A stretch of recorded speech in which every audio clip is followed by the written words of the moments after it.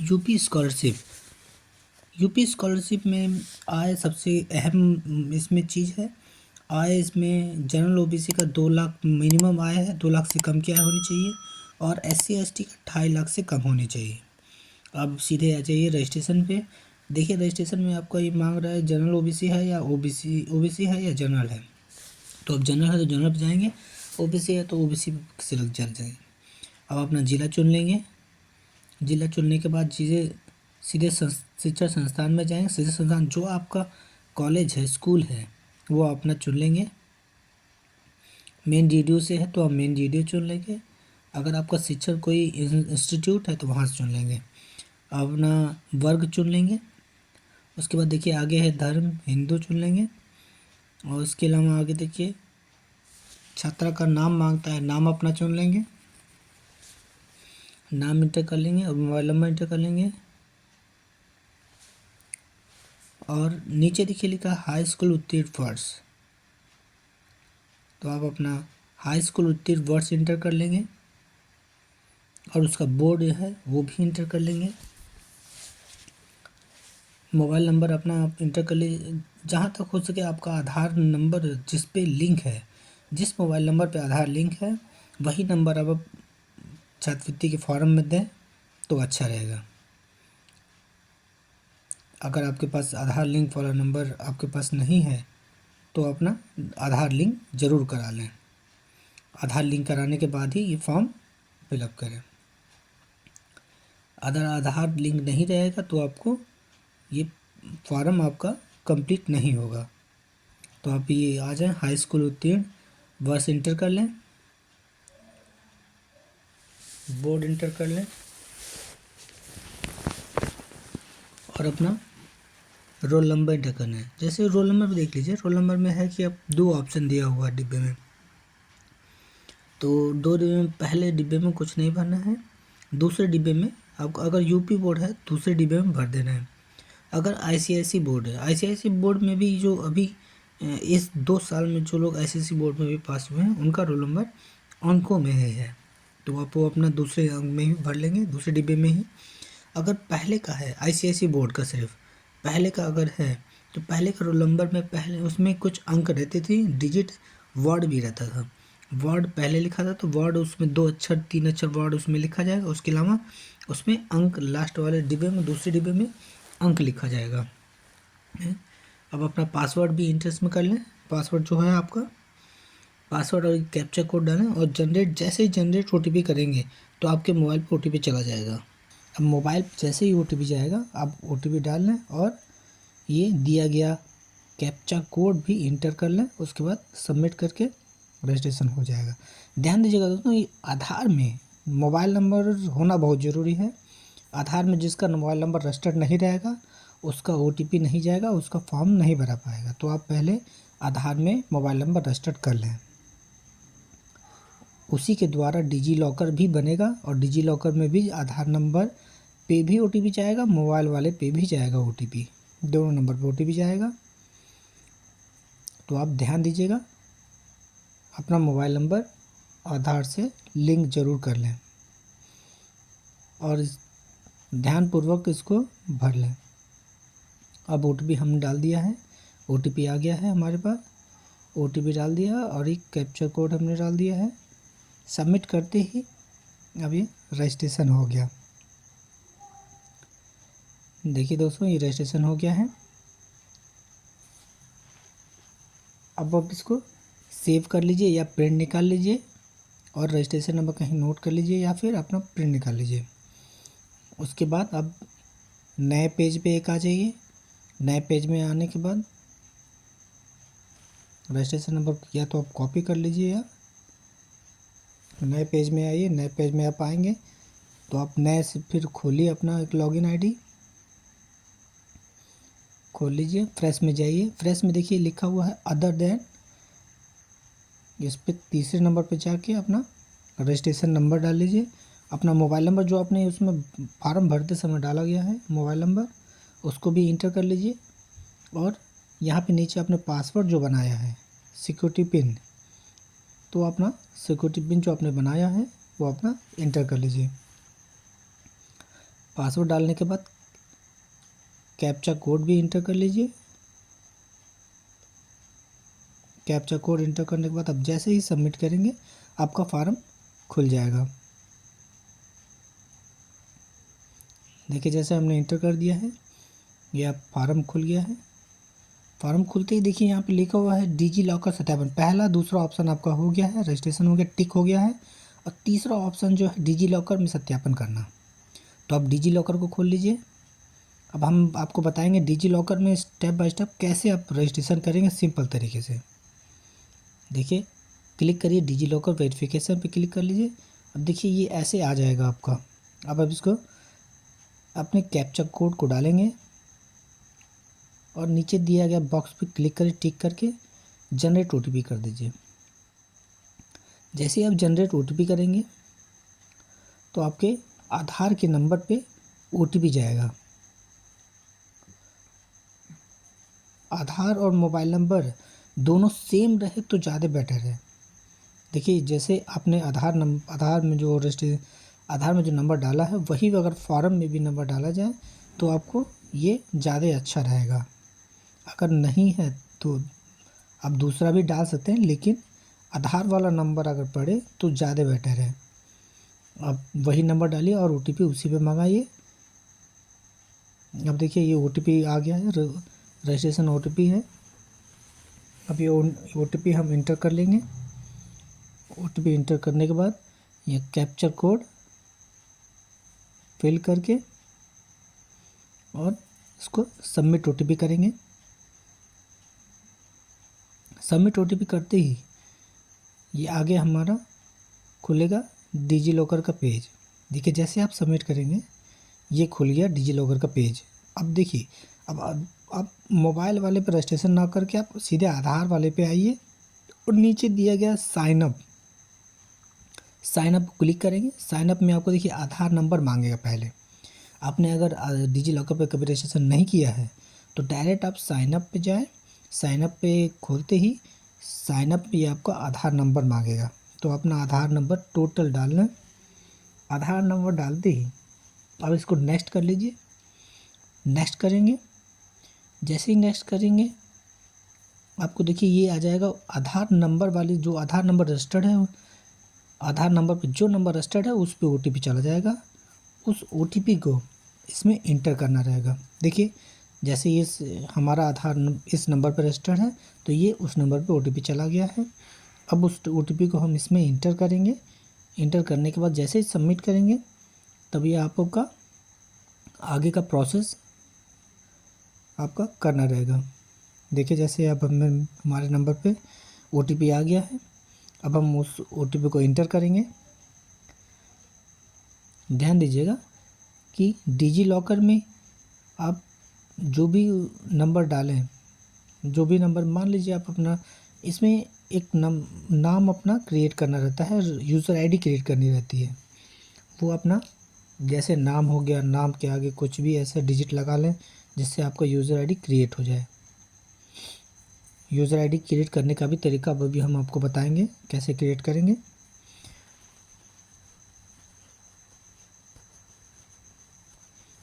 देखिए अब ओटीपी आ गया है। ओटीपी को अब हम इंटर करेंगे इसमें।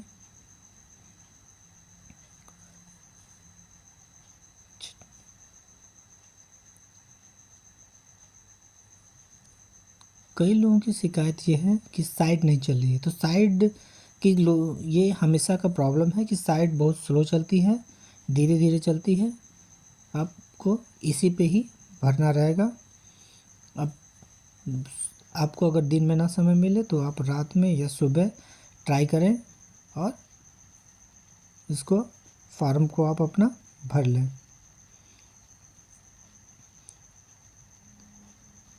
और इसमें टाइम बाउंडेशन ज़्यादा नहीं है, 10 मिनट का टाइम बाउंडेशन है। 10 मिनट में आपकी ओटीपी आ जाएगी तो आप इसको आगे भर सकते हैं। अगर ओटीपी ना आए, लेट हो रहा हो तो थोड़ा सा वेट करके रीसेंड ओटीपी करके रीसेंड में ओटीपी दबा के दोबारा अपना ओटीपी मंगा लें। उसके बाद फिर इसको फिर रीसबमिट कर लें। देखिए जैसे हमारा OTP थोड़ा लेट में आ रहा है, तो इसी वजह से थोड़ी दिक्कतें हो रही हैं। हमने रीसेंड OTP कर दिया है। अब रीसेंड में OTP जब जैसे आए वैसे ही हम OTP डाल के आगे का प्रोसेस भरने का चालू कर देते हैं। इसमें मोबाइल नंबर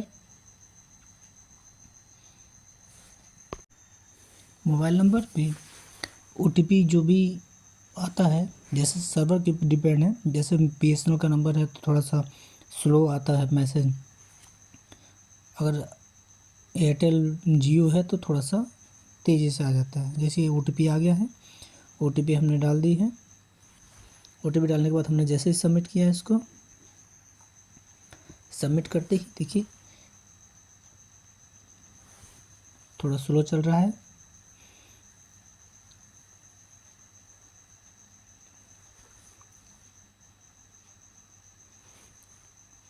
देखिए दोस्तों, ये सबमिट कर दिया हमने। थोड़ा स्लो चल रहा है, इससे थोड़ी दिक्कतें आ रही हैं सर्वर में, सर्वर स्लो है। अभी सबमिट जैसे ही सबमिट होगा वैसे ही आपको अगला स्टेप, सर्वर की वजह से देखिए फील्ड हो गया है, इस वजह से आप आधार नंबर दोबारा डालना पड़ेगा। हमने आधार नंबर दोबारा डाल दिया है। दोबारा आधार डाल के OTP मांगा के दोबारा प्रोसेस करना पड़ेगा।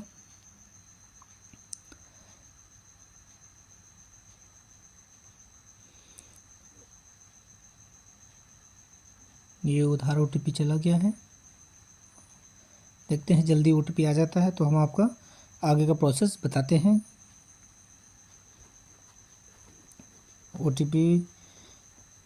OTP आ गया है दोस्तों हमारे नंबर पे। OTP हमने डाल दिया है। अब सबमिट करते ही देखते हैं क्या प्रोसेस होता है।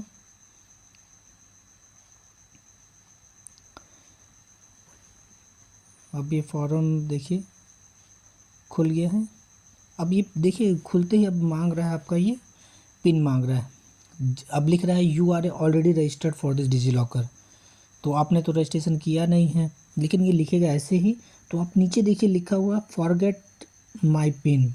आप ऐसे अगर मान लीजिए करते हैं तो पासवर्ड नहीं लेगा, जैसे वो आप इंटर करेंगे दिख देगा रजिस्ट्रेशन नहीं है। तो आप सीधे फॉरगेट पिन करके 1 2 3 4 अपना डाल के ऐसे ही आप सबमिट करेंगे तो ये आपका डिजीलॉकर पर रजिस्ट्रेशन हो गया। देखिए अब ये आ गया, नाम डिटेल सारी चीज़ें आ गई। आधार की फ़ोटो ले लिए।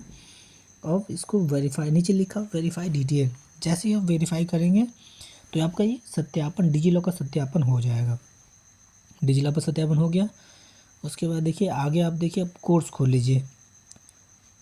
कोर्स में आपका नियमित है, जैसे सरकारी, अगर आप रेगुलर के हैं सरकारी स्कूल है तो अब नियमित डाल लीजिए, अगर प्राइवेट स्कूल है तो स्ववित्तपोषित डाल लीजिएगा। अब इसमें आपको जो कोर्स है अपना, जैसे आपका BA BSc जो भी कोर्स है वो अपना इसमें चुन सकते हैं। जैसे हमने चुन लिया BSc। ये BSc का फॉर्म भरने का तरीका हम आपको बताते हैं। BSc चुन लिया, BSc में आप यहाँ पे भी डाल दीजिए बैचलर ऑफ साइंस। अब ये नया वो है, 3 साल का BSc होता है, 3 साल अवधि लिखी हुई है, पाठ्यक्रम का वर्ष अवधि। और दूसरा देखिए लिखा हुआ लेटर एंट्री के आधार पर नहीं, लेकिन आपका लेटर एंट्री नहीं है इसीलिए नो कर देंगे।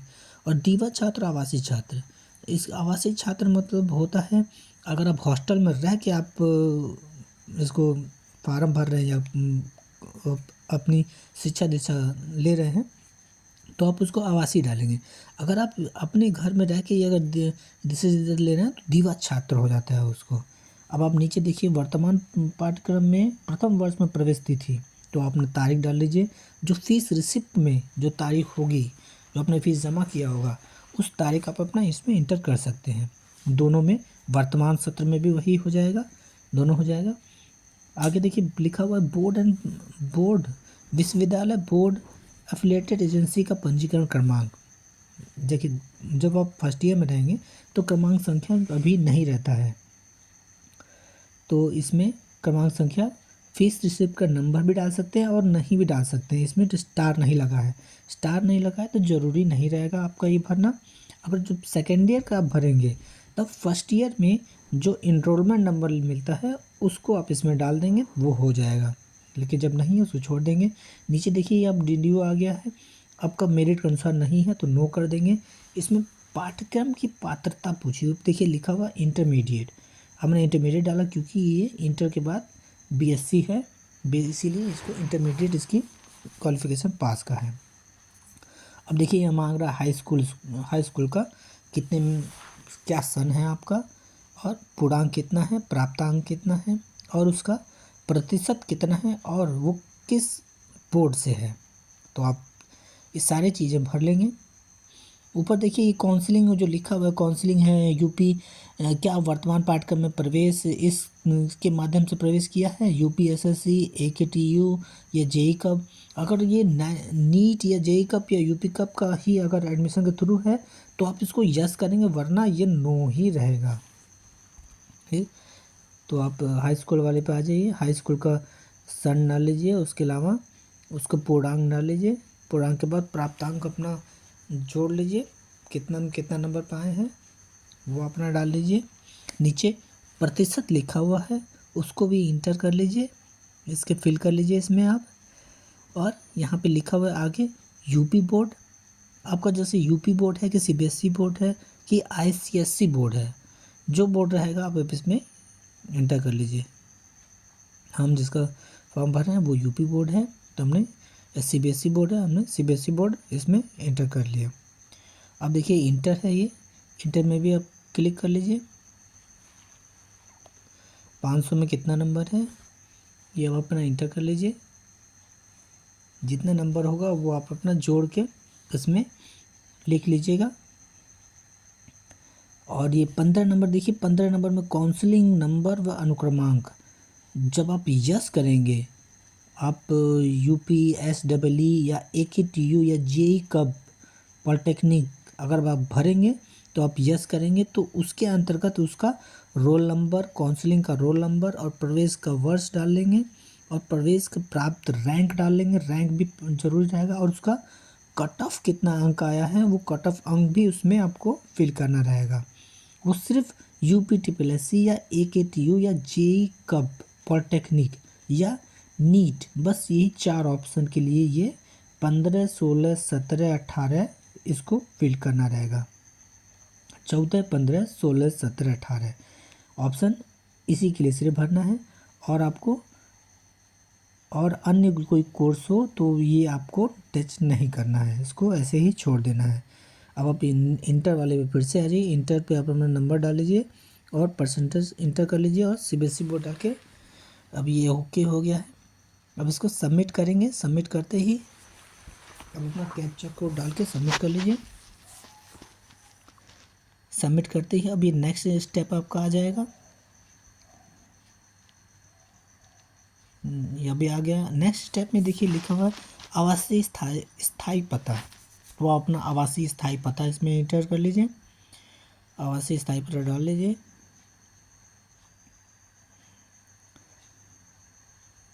आवासीय स्थायी पता हमने इंटर कर लिया है।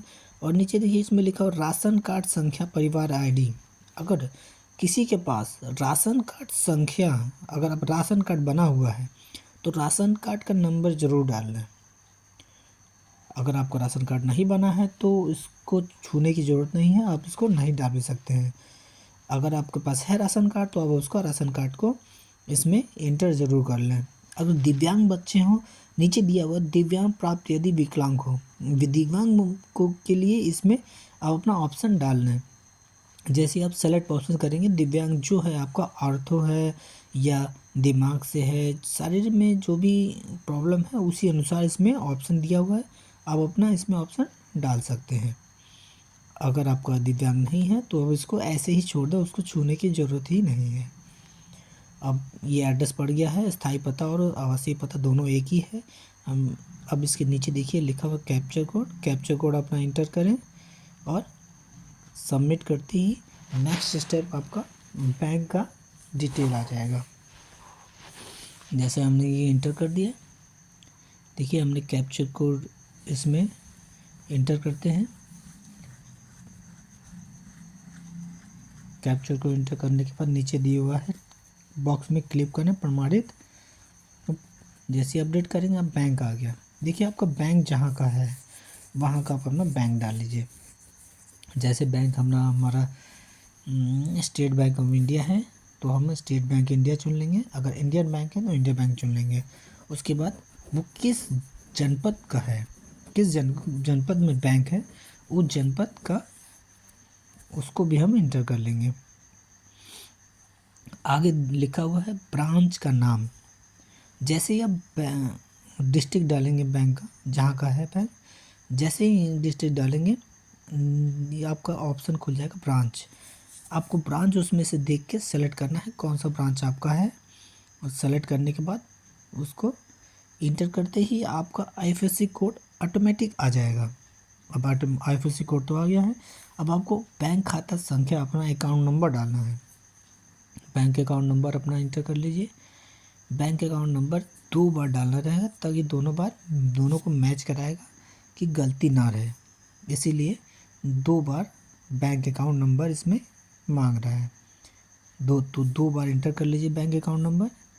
बैंक अकाउंट इंटर करने के बाद नीचे देखिए लिखा हुआ है छात्र का बैंक खाता पर अंकित नाम। जो बैंक खाते में अंकित नाम होगा, कई बैंक खातों में लोगों का पहले जो बना हुआ बैंक खाता उनमें मिस्टेक्स हैं, जैसे नाम मिस्टेक है, तो जो नाम मिस्टेक रहेगा वही आप इसमें इंटर कर लीजिए और कैप्चर कोड डाल के इंटर कर दीजिए। जो नाम लिखा होगा बैंक के खाते में वही नाम डालना है। अब देखिए यहाँ पे शुल्क मांगा है, अनुमोदित वार्षिक नॉन रिफंडेबल अनिवार्य शुल्क, जो रिफंड नहीं होती है वो अनिवार्य शुल्क इसमें डालनी है। तो देखिए हमने डाल दिया है।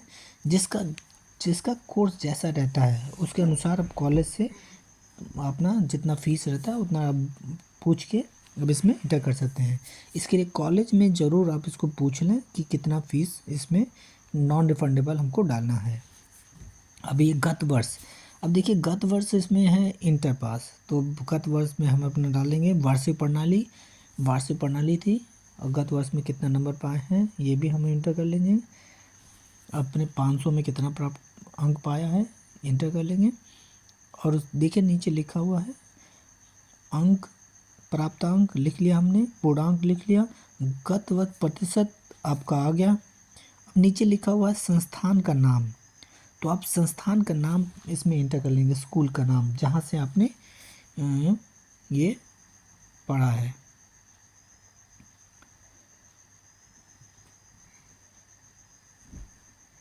तो नाम अपना डाल लीजिए, एंटर कर लीजिए। एंटर करने के बाद देखिए नाम जो है स्कूल का नाम रहेगा जिस स्कूल से आपने पढ़ा है। तो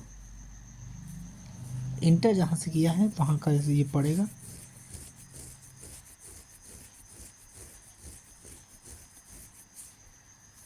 अभी जैसे ये हो गया सबमिट हमें नवीन छात्र। अब देखिए ये नीचे ऑप्शन आ गया है आवेदन पत्र का संशोधन, नीचे आया आय जाति, तो आपका यहाँ तक क्लियर हो गया। संशोधन अभी खोलने की ज़रूरत नहीं है, आप जाति आय पे चले जाइए। आय में देखिए मांग रहा है आय आवेदन संख्या का क्रमांक, पहले आप क्रमांक डालेंगे उसके बाद प्रमाण पत्र क्रमांक डालेंगे। पहले ऑप्शन में अपना क्रमांक नंबर डाल लीजिए और नीचे प्रमाण पत्र क्रमांक इंटर कर लीजिए। दोनों को इंटर करने के बाद कैप्चर कोड जब भी आप क्लिक करेंगे तो आपका दिखाएगा कि आय प्रमाण पत्र में क्या क्या नाम है, कितने आय हैं, कितना, इसमें सारी डिटेलें नीचे आ जाएंगी। जैसे हमने एक डाल दिया है आय प्रमाण पत्र की संख्या डाल ली है। और ध्यानपूर्वक देखिएगा कुछ लोग आय प्रमाण पत्र के लिए जाति का नंबर डाल देते हैं तो ये गड़बड़ हो जाता है। ध्यानपूर्वक देख लीजिए आय प्रमाण पत्र लिखा है तो आय का ही नंबर इसमें पड़ेगा। देखिए हमने डाल दिया। जैसे इसमें करें तो नीचे आप आएंगे तो देखिए लिखा हुआ आय का प्रमाण पत्र जहाँ का है आपका वहाँ का नाम आ गया, सर्टिफिकेट नंबर, ये सारी डिटेलें इसमें आ गया। सेटिस्फाई इशूड लिखा हुआ है, ओके। जब आपका ये लिखा रहेगा स्टेटस में सेटिस्फाई इशूड तो आप समझिए ठीक है, इंटर कर लीजिए। इंटर करते ही अब दूसरा ऑप्शन आएगा जाति का, तो जाति का आ गया। तो जाति अब अपना जाति प्रमाण का जाति प्रमाण पत्र का अंक प्रमाण पत्र इसमें इंटर कर लेंगे और नीचे में अपना जाति प्रमाण पत्र का प्रमाण पत्र क्रमांक इंटर कर लेंगे और नीचे लिखा हुआ है उपजाति। तो आप जिस उपजाति से बिलोंग करते हैं, जैसे कि अब हमने या एससी हो तो एससी में जो जाति हो वो अपना इंटर कर लें। हमने ओबीसी का जो जाति हमारी थी इसमें इंटर कर ली। तो ये कैप्चा कोड डालते सबमिट करेंगे तो ये नीचे आ जाएगा। देखिए नीचे सारा डिटेल आ गया, सर्टिफिकेट यूज्ड। तो आपको वेरीफाई कर लेंगे। वेरीफाई करते ही देखिए ये अब खुल गया आधार प्रणाली। आधार हेतु आधार नंबर जो है प्रमाणीकरण करने के लिए आ गया। तो आप जैसे इंटर करेंगे देखिए इसमें मांग रहा आधार नंबर। आधार नंबर आपको 2 बार इंटर करना रहेगा। 2 बार आधार नंबर जैसे ही नंबर डालेंगे, आधार नंबर डालने के बाद नीचे सबमिट करेंगे तो ये आपका पहले से ही आप डिजी लॉकर रजिस्ट्रेशन कर चुके हैं तो ये आधार ओटीपी नहीं जाएगा आपका। जैसे हम नंबर डालेंगे, देखिए जैसे हमने आधार नंबर अपना डाल लिया है, 2 बार इंटर मांगेगा, दोनों बार आधार अपना इंटर कर लीजिए। आधार नंबर में कोई गलती ना रहे, जैसे ही आपके आधार में कोई कमी होगी तो ये फार्म नहीं भराएगा। ध्यान दीजिएगा, आधार में गलती ना रहे, आधार सेम रहना चाहिए जैसे इसमें नाम लिखा है हाई स्कूल के मार्कशीट में, वैसे ही रहना चाहिए। जैसे ही देखिए सबमिट किया, हमने वेरीफाई किया, ये भी सबमिट हो गया। अब ये कुछ सब हट गया। अब लिखा है सीबीएसई बोर्ड रोल नंबर प्रणाली। अगर आपका सीबीएसई है तो सीबीएसई बोर्ड रोल प्रणाली का वेरिफिकेशन प्रणाली आएगा, तो आपको ये भी उसको पूरा करना है। देखिए अब ये हमारा खाता लिंक था इसीलिए एनपीसीआई प्रणाली आपका ऑटोमेटिक लिंक हो गया। एनपीसीआई लिंक, देखिए एनपीसीआई लिंक दिखा रहा है राइट, मतलब ये लिंक हो गया। आपका अगर एनपीसीआई लिंक नहीं रहेगा तो आपको ऑप्शन आ जाएगा, ऐसे ऑप्शन आएगा एनपीसीआई लिंक, उसको आपको क्लिक करेंगे तो प्रमाणित हो जाएगा। अगर नहीं हुआ प्रमाणित, स्टेटस क्लिक करते ही नहीं होता है तो ध्यान आप अपने बैंक में जाके एनपीसीआई लिंक ज़रूर करा लें। ये लिंक था इसीलिए आगे बढ़ गया। अब देखिए ये सीबीएसई स्थिति को भी ऐसे ही प्रमाणित करना पड़ेगा। देखिए अभी हमने उसको क्लिक कर दिया है तो ये बोल रहा है अपडेटिंग डन, मतलब ये आपका अपडेट हो गया सीबीएसई बोर्ड का। नहीं, ये सारी चीज़ें देखिए लिख रहा है ऐसे ऐसे अपडेट हो गया है, कोई दिक्कत नहीं, अवेलेबल है। अब आप सीधे होम पेज में जाएंगे। होम पेज में जाने के बाद आप अपना फार्म को जो चेकलिस्ट है आप अपना प्रिंट कर लेंगे। चेकलिस्ट प्रिंट करने के बाद अपने कॉलेज में दिखा लेंगे, कुछ कमी बेची हो अपना मिला लीजिए। उसको एक दिन समय लेके आराम से उसको मिलाइए। मिलाने के बाद कोई कमी हो तो उसको आप करेक्शन करके तब फिर सबमिट कर लीजिए। अगर करेक्शन नहीं है तो आप उसको सबमिट कर लीजिए। करेक्शन है तो उसमें करेक्शन में जाके आप उसको करेक्शन में जाके अपना करेक्शन कर लीजिएगा। देखिए अभी आ गया जांच हेतु आवेदन प्रिंट कर लें। आ गया नीचे देखिए लिखा हुआ है सबमिट कर लें। अब जब आप यहाँ पर ऊपर संशोधन भी है, जब अब ये हो जाएगा तो उसके बाद संशोधन दोबारा कर सकते हैं। संशोधन खुला रहेगा, आप संशोधन कर सकते हैं। अब एक प्रिंट हो गया। उसके अलावा संशोधन होने के बाद आप सीधे संस्थान में सबमिट करने का क्लिक करें। करने के बाद 1 दिन 24 घंटे बाद 1 से 2 दिन में आपका ये प्रिंट निकल जाएगा, वो संस्थान में ले आके जमा कर देंगे। ओके, धन्यवाद दोस्तों।